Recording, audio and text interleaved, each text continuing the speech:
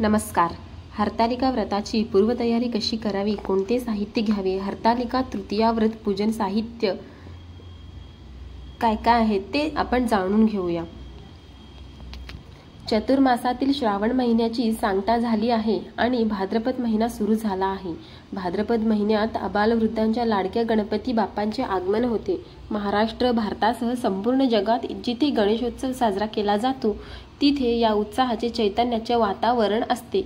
तत्पूर्वी भाद्रपद शुद्ध तृतीयेला हरतालिका तृतीया स्वर्णगौरी व्रत केले जाते.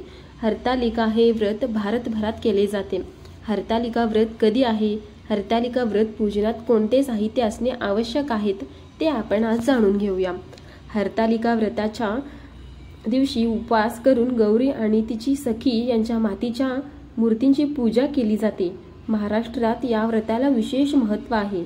गणपतीच्या आधी म्हणजेच तृतीयेला हे व्रत केले जाते. हरतालिका तृतीया या दिवशी स्वर्णगौरी व्रत करण्याची परंपरा प्रचलित आहे. यंदा भाद्रपद तृतीया तिथी सोमवार 25 ऑगस्ट 2025 रोजी दुपारी 12:34 सुरू होणार असून मंगळवार 26 ऑगस्ट 2025 रोजी दुपारी 1:54 समाप्त होणार आहे. भारतीय पंचांग पद्धतीनुसार सूर्योदयाची तिथी मानण्याची प्राचीन परंपरा प्रचलित असल्यामुळे मंगळवार 26 ऑगस्ट 2025 रोजी हरतालिका तृतीया स्वर्णगौरी व्रत करावे असे सांगितले जाते. गणेश चतुर्थीच्या आदल्या दिवशी म्हणजे भाद्रपद शुद्ध तृतीयेला हरतालिका असे म्हणतात. या दिवशी मुली व सुवासिनींनी सुवासिक तेल लावून स्नान करावे. स्नान केल्यानंतर स्वच्छ केलेल्या जागेवर एका जागी चौरंग ठेवावे.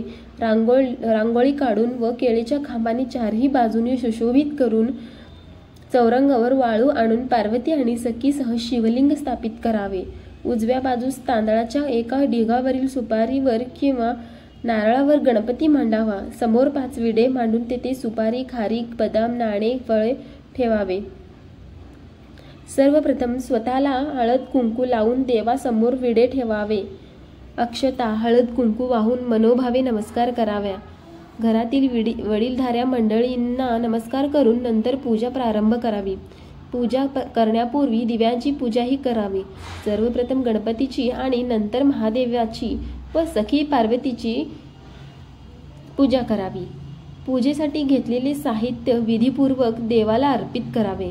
पूजेसाठी लागणारे साहित्य असे आहेत: चौरंग, रांगोळी, तांदूळ, पाण्याचा कलश, ताम्हण, पळी, पंचपात्र, तसराळ, आसन, निरांजन, शंख, घंटा, समई, कापूर आरती, हळद कुंकू, अष्टगंध, गुलाल, बुक्का, चंदन, अक्षता, उदबत्ती, कापूर, तुपाच्या व तेलाच्या वाती, अत्तर, फाया, विड्याची पाने, सुपाऱ्या, बदाम, खारका, नारळ, फळे, खडी साखर, गूळ, खोबरे, पंचामृत, कापसाचे वस्त्र, कोरे वस्त्र तसेच फणी, काजळ, गळेसरी, कांकणे, आरसा इत्यादी सौभाग्य द्रव्ये. या व्यतिरिक्त फुले, दुर्वा, तुळशीपत्रे व झाडांची पाने. हरतालिका व्रताचे नियम पाळल्यास नक्की फळप्राप्ती होईल. पूजा केल्यावर धूप, दीप, नैवेद्य दाखवून पत्री वाहावी. हरतालिकेच्या पूजेत जी पत्री वाहतात त्यांचे क्रम असे आहे: बेल, आघाडा, मधुमालती, दुर्वा, चाफा, कण्हेर, बोर, रुई, तुळस, आंबा, डाळिंब, धोत्रा, जाई, मरवा, बकुळ, अशोकाची पाने वाहावी. नंतर मनोभावे प्रार्थना करावी. कुमारिकेने इच्छित वर मिळवण्यासाठी तर सुवासिनीने अखंड सौभाग्य लाभू दे अशी प्रार्थना करावी. दिवसभर कडक उपोषण करावे. शक्य नसल्यास फलाहार करावा. या दिवशी आगीवर बनवलेला कोणताही पदार्थ खात नाही. नंतर रात्रभर झिम्मा, फुगडी, टिपऱ्या, गोफ इत्यादी खेळ खेळत जागरण करून हरतालिकेची कथा ऐकून आरती करून 12 नंतर रुईच्या पानावर दही घालून ते चाटावे. दुसऱ्या दिवशी उत्तर पूजा करून ती लिंग विसर्जन करावी. हरतालिकाची पूजा करण्यासाठी शुभ मुहूर्त कधी आहे ते आपण बघूया. हरतालिकेच्या पूजेसाठी 2 शुभ मुहूर्त येत आहेत. पहिला शुभ मुहूर्त सकाळी आणि दुसरा प्रदोषकाल म्हणजे सूर्यास्तानंतर. सकाळचा मुहूर्त हरतालिकेच्या पूजा करण्याची शुभ वेळ सकाळी 6:03 ते 8:33 पर्यंत आहे. तुम्हाला पूजेसाठी मिळणारा एकूण वेळ 2 तास 30 मिनिटे आहे. पुष्काळ पूजा मुहूर्त.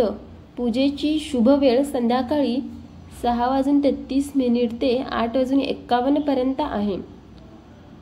हरतालिकेची महत्त्व काय आहे ते आपण बघूया. हरतालिका व्रत केल्याने पतीला दीर्घायुष्य लाभतं. असे मानले जाते की हे व्रत केल्याने एखाद्याला योग्य वरही मिळतो. या उपवासाच्या प्रभावाने संतान सुखही मिळतं. या दिवशी वाळूने महादेवाची पिंडी, पार्वती आणि सखीची प्रतिमा तयार केली जाते. हरतालिका पूजा करण्यापूर्वी गणपतीचे आवाहन केले जातात. विड्याच्या पानावर खारीक, बदाम, शिक्का ठेवून सुपारीच्या रूपात गणपतीची स्थापना करून त्यांची विधीपूर्वक पूजा केली जाते. गणपतीला अभिषेक करून जानव, शेंदूर, लाल फुलं, दुर्वा नैवेद्य अर्पित केले जातं. नंतर वाळू निर्मित प्रतिमेवर महादेवाला स्नान करून त्यांना बेलपत्र, शमीपत्र आणि फुलं अर्पित केले जातात.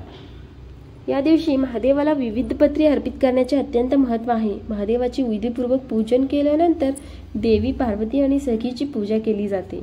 त्यांना शृंगाराच्या वस्तू अर्पित केल्या जातात. नंतर नैवेद्य दाखवून आरती आणि कहाणी केली जाते. या दिवशी रात्री देखील आरती करून जागरण करतात. दुसऱ्या दिवशी दही कान्हवलेचे नैवेद्य दाखवून व्रताचे समापन केले जाते. धन्यवाद.